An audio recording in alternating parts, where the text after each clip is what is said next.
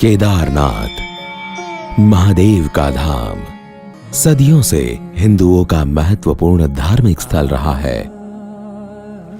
मंदाकिनी और सरस्वती नदियों के संगम पर केदार घाटी में स्थित यह प्राचीन मंदिर 2500 वर्षों के इतिहास के साथ 12 ज्योतिर्लिंगों में से एक है। कहते हैं इस जगह पर शिव के नाम का उच्चारण मात्र करने से आत्मा अंतर्मुक्त होती है। सदियों से इस स्थल पर होती साधना व शिवलिंग की लौकिक ऊर्जा इस धाम को विशेष बनाती है। परंतु जैसे जैसे इंसानों का भौतिक प्रभाव बढ़ता गया, इसकी गरिमा विवर्ण होती गई है। जून 2013 में आई विनाशक बाढ़ ने केदारनाथ का दृश्य बदल दिया। हजारों लोगों की मृत्यु हुई और लगभग सभी इमारतें ढह गईं। पानी के प्रभाव से केदारनाथ ग्राम के क्षेत्रफल में भी बदलाव आया। 21 एकड़ में फैला यह कस्बा अब 13 एकड़ में सिमट गया।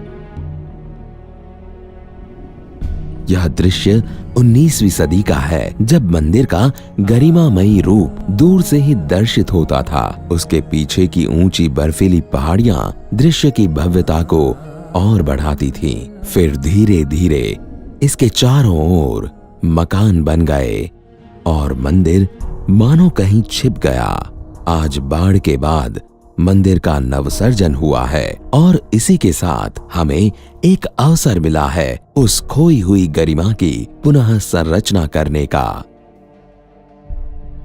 केदारनाथ घाटी प्राकृतिक प्रमाणों पर संवेदनशील है और विशेषज्ञों का मानना है कि यहाँ प्राकृतिक आपदाओं का संकट निरंतर है।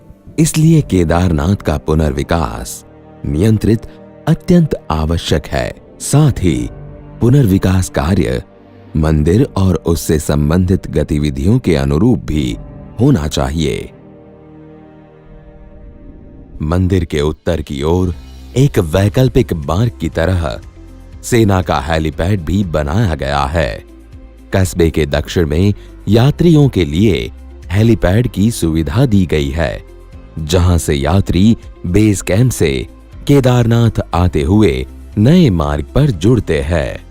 प्रस्तावित मास्टर प्लान बाढ़ सुरक्षा एवं मंदिर की गतिविधियों के अनुरूप है। इसके तहत बाढ़ सुरक्षा को अधिकतम महत्व देना चाहिए। त्रिस्तरीय पुश्ता दीवार घाटी के दोनों ओर बनने से भविष्य में आपदाओं से सुरक्षा मिलेगी और ऐसी त्रासदी होने से बचाव करेगी। प्रस्तावित विकास योजना क्षेत्र के तलरूप के अनुरूप है। इसके तहत मंदिर का दृश्य अक्ष खुला रखा गया है। यह दृश्य अक्ष एक भव्य रेखा के समान होगा।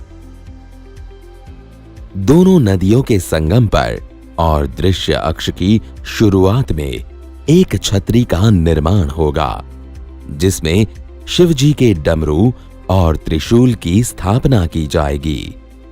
मंदिर के ऐतिहासिक रूप को बनाए रखने के लिए उसके पीछे व दोनों तरफ निर्माण निषिद्ध होगा और बाढ़ दुर्घटनाग्रस्त लोगों की याद में स्मृति उद्यान भी बनाया जाएगा। यहां बाढ़ से बचाव और परिक्रमा के लिए एक स्तंभवली की रचना की जाएगी। पूर्व दिशा की ओर सरस्वती नदी के किनारे घाट का निर्माण होगा। इसमें इमारतों को उत्तर दक्षिण दिशा में संरेखित किया गया है, जो कि नदी के बहाव समानांतर है। इससे भविष्य में बाढ़ के पानी में रुकावट कम आएगी और घाटी में न्यूनतम क्षति होगी।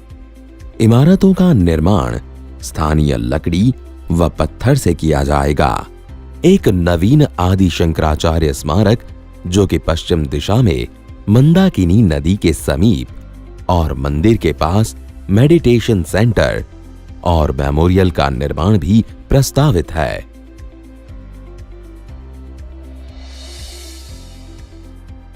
केदारनाथ के प्राकृतिक और धार्मिक प्रमाणों को ध्यान में रखते हुए प्रस्तावित मास्टर प्लान का प्रारूप बनाया गया है।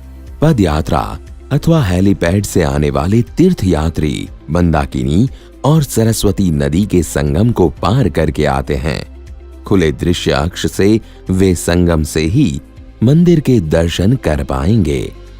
एक लंबी और थकान भरी यात्रा के बाद यह अद्भुत दृश्य तीर्थयात्रियों का स्वागत करेगा। संगम से मंदिर तक का अंतिम 900 फीट का पड़ाव एक अद्भुत अनुभव होगा।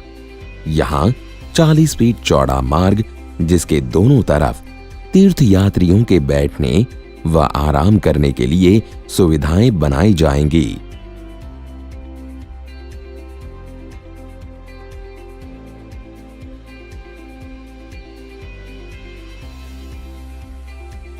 भव्य रेखा के आसपास पूजा सामग्री व अन्य दैनिक आवश्यकताओं के लिए हाट की भी व्यवस्था होगी।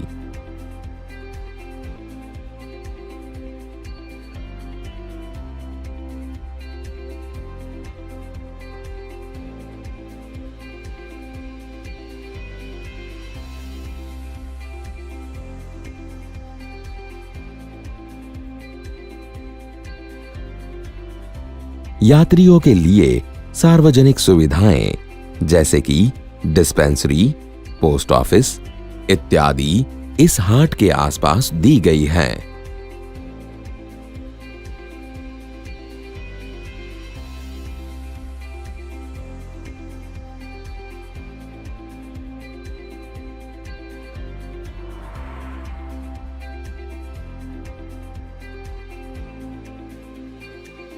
भव्य रेखा के दोनों ओर नई इमारतों का निर्माण यहाँ की पद्धति व पर्यावरण के अनुसार होगा।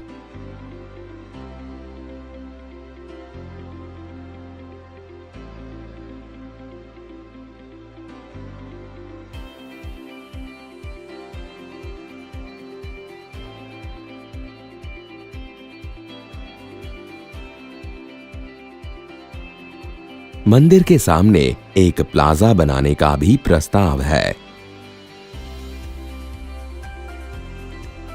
इसके एक ओर मेडिटेशन सेंटर और दूसरी ओर मेमोरियल बनाया जाएगा। सरस्वती नदी के तट पर यात्रियों के लिए घाट का निर्माण किया जाएगा, जहां पूजा करने की सुविधाएं होंगी।